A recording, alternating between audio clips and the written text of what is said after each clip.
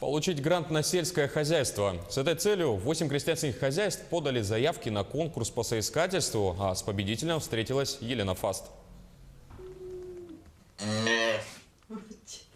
В крестьянском хозяйстве Виссариона-Торговки на прибавление. Ночью отелилась еще одна корова. Апрель порадовал. 7-го сразу 2 буренки принесли по теленку, затем еще. Хлопот хватает. Ранее, еще до перестройки, держали большое стадо, делится хозяйка Мария Семеновна. В трудные времена не потянули, оставили в основном для себя. Сейчас решили, надо вновь возрождать. Перестройка была, там все уже ничего не стало. Трудно стало. Поэтому вот сюда переехали, в Хатоне, вот, маленьком Хатоне. Они сперва в большом были, держали. Ну а спустя время все-таки решили заново?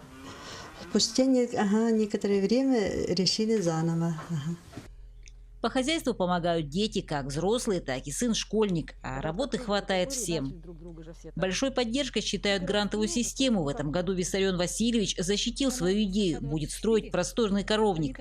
А крестьянская жилка подсказала, в Кылахе пока никто не занимается свиньями и курицами, пора начинать. Построить хатон, но большую, как у этих. И этих тоже будем куры держать, свиней хотим. То есть... Если построим, то куру тоже будем держать. Мария Семеновна улыбается. Когда собирался участвовать, волновались все. Затраты предстоят большие, а кредит брать дорого обходится. Хотя глава семьи настроен серьезно. Строить в любом случае и не просто хатон, а чтоб со всеми условиями. Соль земли. Такими крестьянами держится сельское хозяйство. Тяга к труду, она в крови.